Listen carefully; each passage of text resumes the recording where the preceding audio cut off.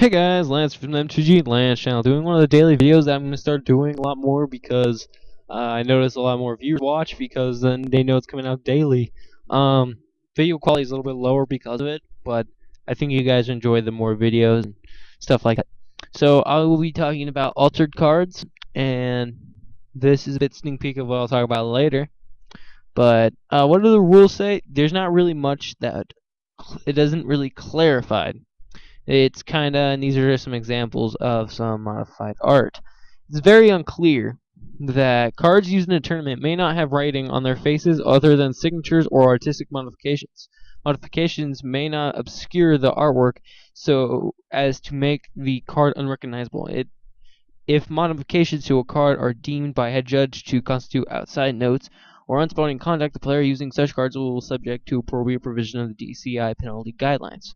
So if you notice to or artistic modifications, you could say when you do it to a card, it's an artistic modification.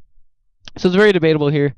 Modification card deemed, it's pretty much down to the head judge is things. Head judge is final authority. One thing that is a bit confusing is if the text or is messed with.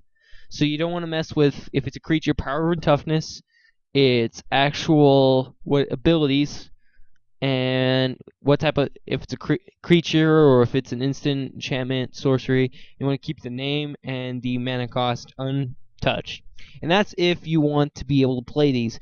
When we go down here, if you look, the name's still there, mana cost is still there, and the text is slightly disordinated, but still there.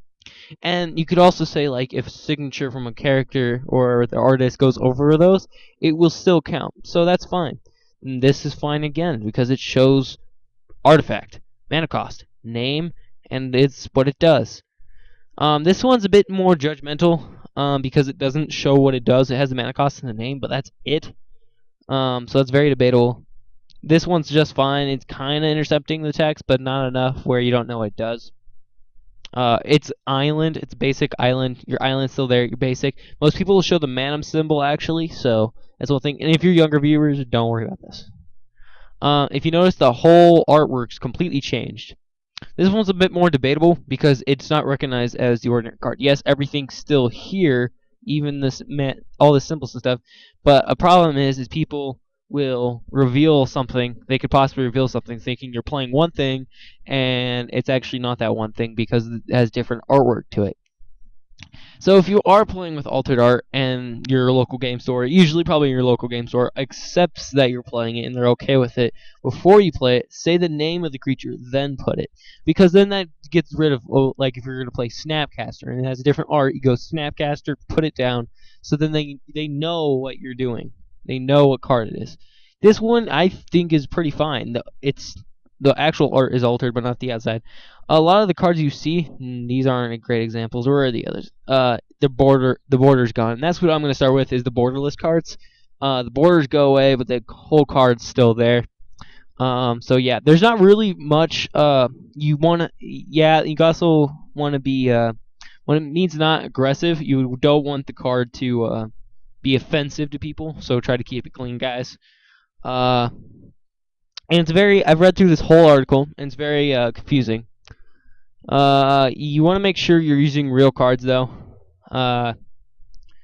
Yeah, to see like this, alter a Grizzly Blair into a Force of Will, though it would probably be a masterpiece, it remains a counterfeit. So they don't want you changing the artwork and everything else of this card to make it a different card. So don't do that, guys. Just keep the art nice and stay what to it. There's really nothing saying that you can't play them as long as those 1, 2, 3, 4 things, if it's a creature, 3 things otherwise, that you have to have is the name, mana cost as one, because you could go in between if there's space and mess with that. I suggest not, but you know, that's how that goes. Try to keep it recognizable. There's nothing you want to talk to the head judge before you start playing with them, and so they're okay with it. If they're not, then just play with the other cards that are real cards. So yeah, and this is a borderless card right here. Notice how this is the ordinary card, and then it leads into the other. If you notice, this one is playable because it has instant, and you could probably take this out, but I see no reason to. And what it does, name and mana cost. So this is very good show representation of it. Also, if you notice, he's in the foreground and this is in the background. The foreground is the thing that pops up front. One reason why this card, compared to like Fleshman's Steed, is a lot better for a choice is because you have things that are actually going out and interacting with this. Like Fleshman's Steed, all you're doing is maybe adding a bit of a green here, and then the background. There's no real point of doing this. It doesn't bring out anything. And that's why, yeah, so that's why you would want something that has better artistic value. A lot of people do it with expensive cards. I'm going to start with some common cards. I'm actually about to do one in a minute and give it a try. You want to use acrylic paint, and there's reason it just fast drying paint. You want a fluid acrylic. Mine are not. So if you don't get the fluid ones, you want to add a little extra water to them to make them watered down because you want a thinner layer. I'm very new to this, if you guys can't already tell, so don't suspect me to be a great artist because I'm not the best artist in the world. I'm just giving this a go because it looks like fun and a good time. And who doesn't want their own custom art? And if I get better at it and learn how to do this more and more, because I'm going to try to keep doing this, I have like a stack of cards I want to do because I think they have potential, like War Leaders, Helix, Dragons made ones. Go check those out. I think you can extend the wings and the lightning and actually have something to pop out. There's many different videos. If you go check out my channel right now, I just subscribed to one. They haven't made a video in a while, but the art and everything is still there. And the reason why I'm showing Fleshman's Steed right now is because, yes, it's a terrible card, but this is going to be my first altar. There's going to probably be a bit of green here, because show that maybe just a little bit. His eye glare isn't going to go, well, I could always put an eye glare, let me look at the card directly, over the top here, a thin layer to make it show it pop out. And then just kind of a black outline around the outside here, and then a little bit of green coming through here, and just more black here.